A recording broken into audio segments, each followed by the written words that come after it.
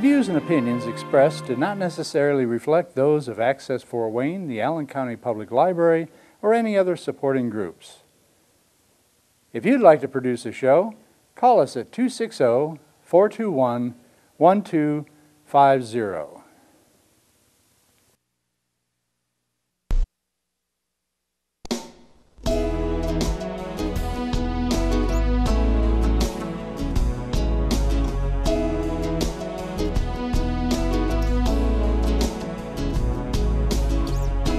Let me be your lighthouse so I can show you the way.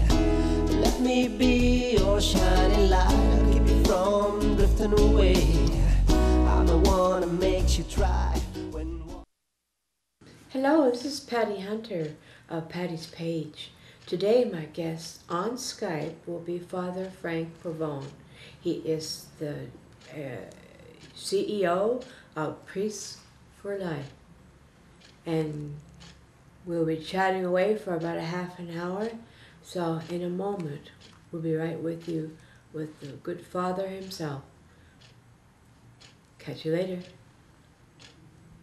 We're talking to Father Frank Pavone. How are you today, sir? Doing great. Nice to be with you. Oh, it's been such a while since I've seen you. Almost half a year or a year?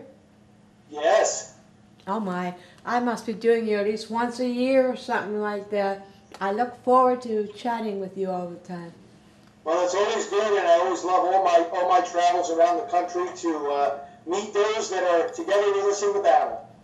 You know, I noticed that in one of your emails that you've been sending out to many people about the Catholics for Choice. What is that? Yeah, this is a group that's been around for many years, and unfortunately, although they call themselves Catholics, they don't represent Catholic teaching when it comes to abortion. And the bishops have had to point this out, that they are a group that is really misleading people into the wrong idea about abortion than what the Catholic Church teaches. Of course, the Catholic Church teaches that nothing can ever justify abortion. Yeah. And but Catholics for Choice, you notice how they use the word choice, first of all, because something I found is that those who support abortion, the last thing they want to talk about is abortion. They always want to mask it. They always want to cover it over with other words like choice. But really what this group is favoring is abortion itself. And they even went so far recently as to put out ads in some major papers around the country saying that taxpayer funding of abortion is somehow a Catholic social good. Now, how you can come to that conclusion is just really crazy. You know, to say that to say this is a good, it's killing of a baby. And not only that, but it does so much damage. It does so much harm to the mom, to the dad, to the family, to the society. We're seeing that more and more as the years go on. So a number of bishops have spoken up since those ads came out to warn people that, you know, I mean, obviously different people in our society have different views on abortion. But to call yourself Catholic and to take a view on abortion that's opposite of what the Catholic Church teaches is just deceptive. Are they saying that God was approving abortions? Yeah, they do. In fact, they belong to a larger group called the Religious Coalition for Reproductive Choice. Oh boy. RCRC. And this group actually has Bible studies in favor of abortion, liturgies where they bless the couple that's about to get an abortion, and books and articles that actually call abortion a holy and sacred action. So, I mean, these people are really off the reservation when it comes to any kind of sane thinking about this particular issue. Who started it? Do you know? I'm sorry? Who started all that? Catholics? A number of different people at different times have started this in different denominations. And We had, right now the head of the Catholics for Choice is a guy named John O'Brien, but you might remember the name Frances Kissling. Yeah. And she was the one who, especially back when we first started with Priests for Life, now this is going back almost 25 years ago, she was the one who was at the forefront of that. But you know what we also find, and we've done some, here I want to recommend a book to people called Holy Abortion, ? Holy Abortion.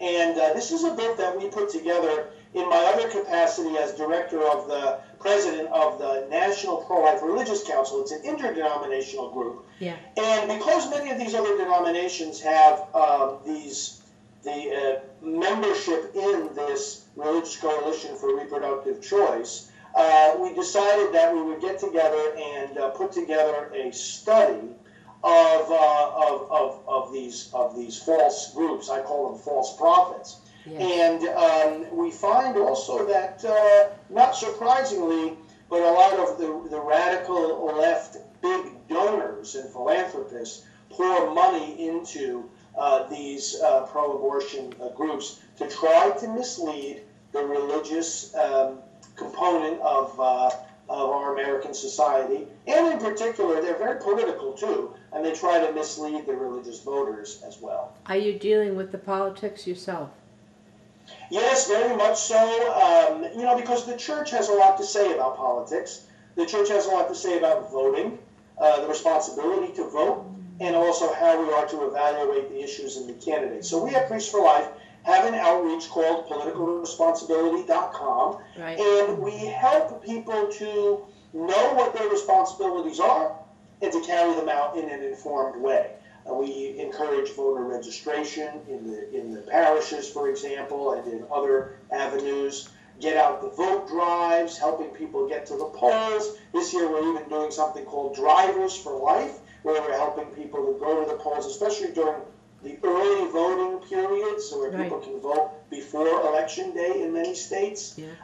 This and much more, also teaching about the issues, and bringing to people the teachings that our church has given us. This is an important part of our activities, especially at this time of the year. Do any of the Roman Catholic churches have people come in to vote, or do they have to go to a city?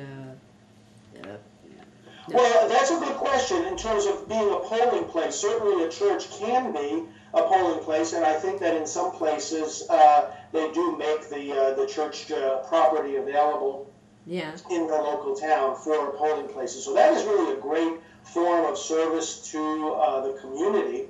And then you also have, you know, public schools doing that, and other kinds of groups and facilities doing that as well. Libraries too.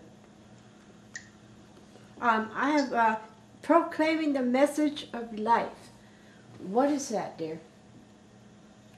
Yes, my newest book, Proclaiming the Message of Life, is a book that came out in the spring of 2016 and published by Servant Books or Franciscan Media. And this is a book that helps, first of all, the clergy to preach about abortion. Yeah. We explore why we need to preach about it and how we need to preach about it. And we answer the objections that many priests have, or the hesitations or the doubts and fears they may have about preaching on this particular topic. But then we give them a very special tool, and this is what constitutes the bulk of this book. And that is that it takes the Sunday readings for the entire year. In fact, there are 3 entire years, 3 different cycles of Sunday readings in the church. And we give them for each Sunday suggestions on how to preach the pro-life message from those readings specifically. So it's a lot of material there, not only for the one who's giving the homily, but also for all the rest of us. In other words, that someone may want to prepare for the Sunday Mass by looking ahead. Many people already do this. They look ahead at the readings, read them, meditate on them, see what lessons the Lord wants to give them for that particular week. But then with this book, Proclaiming the Message of Life, you can look at those Sunday readings and develop from them your own reflections about the pro-life message. And that's what I have done in this particular book. So it can be found at proclaimingthemessageoflife.com. That's the website where people can learn more about the book and order a copy for themselves, and they may want to order one for their priest as well.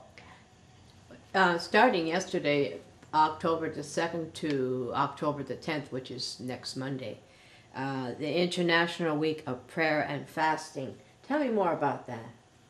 Yes, this is an initiative that's been going on for many years, and I've been happy to be a part of it all along. A woman by the name of Maureen Flynn has spearheaded this, and out of Virginia. And it's a period of time which, as the title says, we call on people to pray and to fast for what intentions? First of all, for building the culture of life, bringing an end to abortion, not only in America, but throughout the world. Secondly, for conversion, because we know to bring about a culture of life, you really need conversion of mind and heart. So conversion of entire nations and peoples all around the world. And then third intention, closely connected to those, is for peace and mercy in the world. And of course, now we're in the year of mercy, so this is particularly appropriate to ask God's mercy for all the evil that's taking place. So we're asking people to make a prayer pledge, or whatever way they can pray, with special emphasis on the rosary. But also when we talk about fasting, it's like the Lent, just giving something up for Lent, giving something up for these 8 days, and using that as a sacrifice to the Lord, just to call down His graces upon us as individuals and as a nation.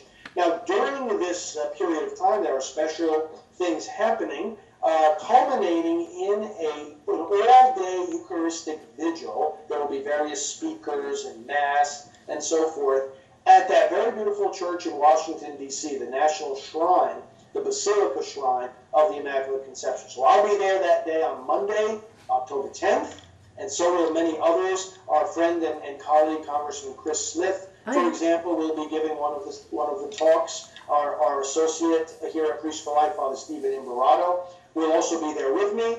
And it's a beautiful day of prayer and praise and reflection and learning. So International Week of Prayer and Fasting, you can find out more about it online at iwopf.org. That's International Week of Prayer and Fasting, iwopf.org.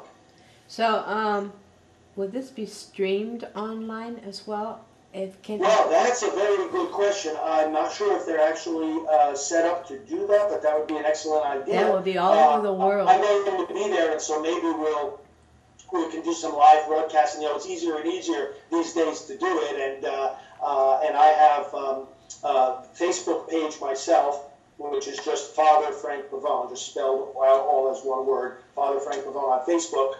So I can even broadcast some and make some commentary there that day myself, together with Father Stephen, and maybe we'll get some of the other speakers to come on live as well if people want to follow it right from their computer. You work alongside Dr. Alveda King. She's Dr. King, yes. She's the niece of Martin Luther King Jr., and she's part of our team here at Priest for Life. She works with us full-time. She has been working with us since 2004, and I got to know her about 5 years before that. We were both speaking at a Right to Life conference in New York, and she heard me quoting her uncle, Martin, and I heard her speaking about pro-life.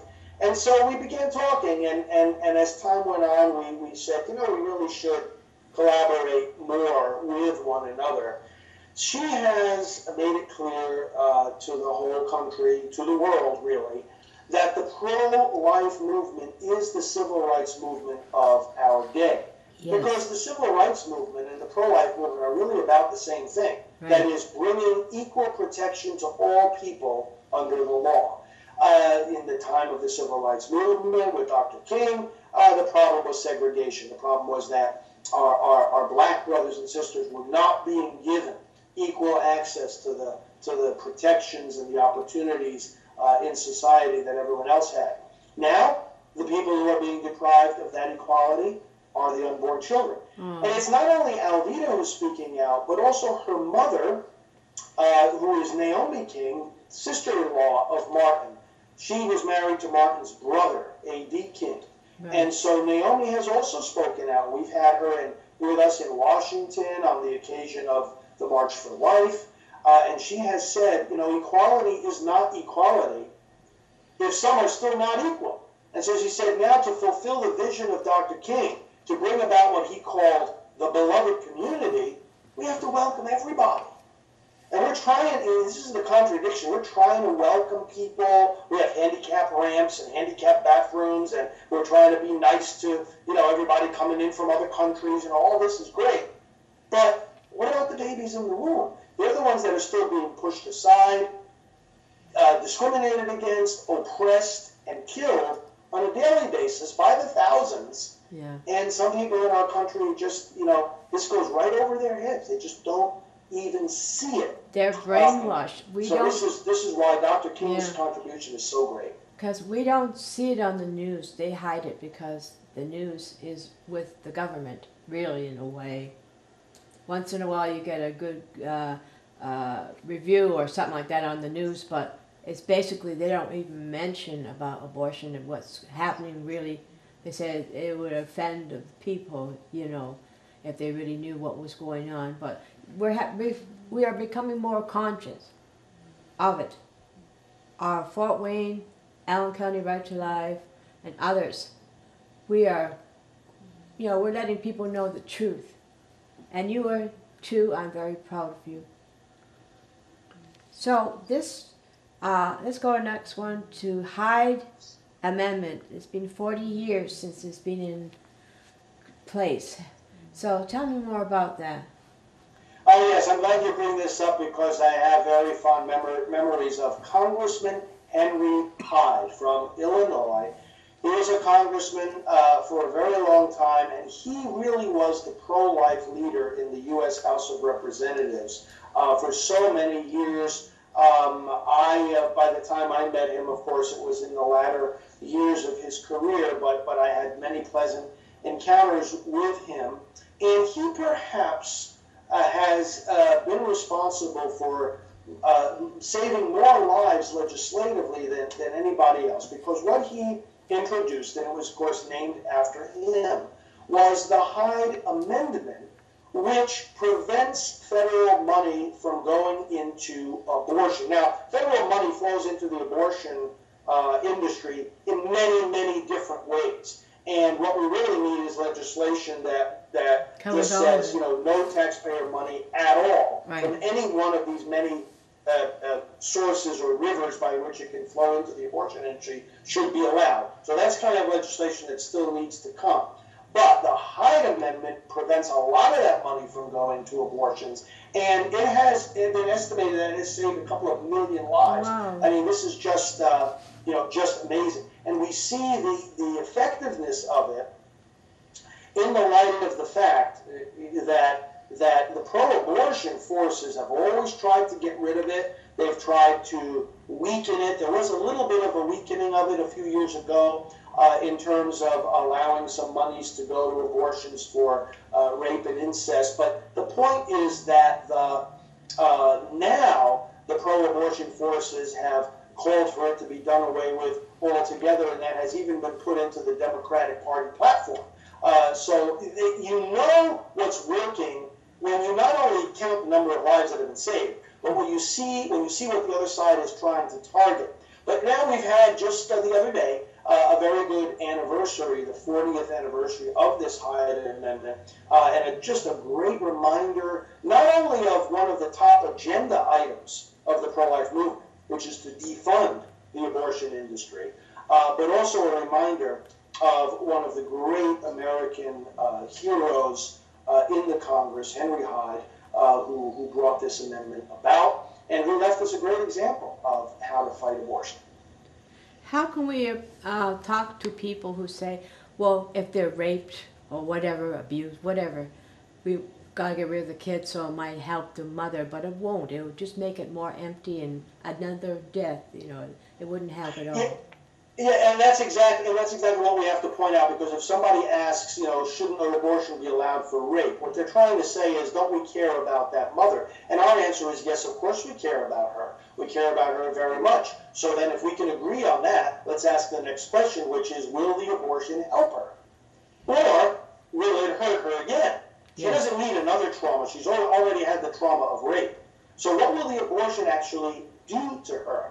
And we know from studies that have been done about women who have conceived through rape, some of whom have gone on to give life to that child, bring that child to birth, raise that baby, others who have gone on to have abortions, we see a few patterns. First of all, we see the pattern that in these cases of rape, it's usually not the mother herself who's asking about the abortion. It's somebody else who's putting that idea into her head. Secondly, if she goes through with the birth of the child, she comes to love that child, the child comes to love her, there's the bonding that occurs, and it's that love that's the power of healing from the wound and the trauma of the rape. And then conversely, we see that those who have had abortions suffer, often they suffer more from the abortion than from the rape.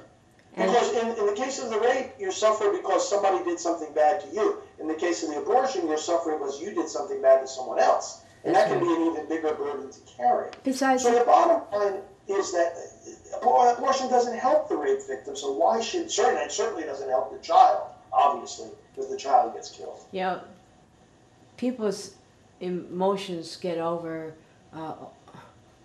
it's overwhelming. People say, I can't have a child in my life, I might as well kill it. Or they say, it's just a piece of flesh, might as well get rid of it.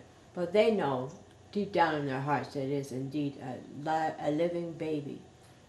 And like I said in my last interview with you, my Aunt Anne was an abortionist. And I have been fighting abortion since I was in my 20s, and I'm now 64. So we've gone a long way with legislation, but we still have to do more. We have to do a lot more, and there's a lot of opportunities to advance this, even though the courts have always kept the so-called right to have an abortion intact. They've given the states more and more leeway to do things that end up reducing the numbers of abortions. Regulating the abortion facilities, informing parents, for example, if their minor-age daughter is going to get an abortion. Informed consent, making sure that the state or even the abortionist has to give more information to this mother before she goes through with the procedure. There's always even been a law in South Dakota, and it was upheld by the courts, that said that the abortion practitioner had to tell the mother that the abortion she was about to have destroys a whole living, unique human being. A different one. And that's just amazing. Yes. I mean, it shows the progress. Yes. That, you can't hide the truth forever. And it comes out even in laws. I would like to thank you, Father Frank Pavone, or shall I call you Padre? I have a deep respect for you and for all that you are doing for our babies and our newborns. And there's so much other information I would love to ask questions about, but our half an hour is about over. And so may I interview you again in the near future? Oh, let's do that, definitely. I look forward to that and to sharing with you and with our viewers what will hopefully be even more positive developments in our fight for life. Sir, I welcome you and thank you for coming on to Patty's page. And God bless you and everyone who works for you and with you. Yes, thank you, and God bless you too. Bye-bye, dear. Godspeed, my love, until we meet again. You're always in my heart and every dream. Don't let this time apart give in to all our fears. God will keep us close from up above. So until we meet again, Godspeed, my love.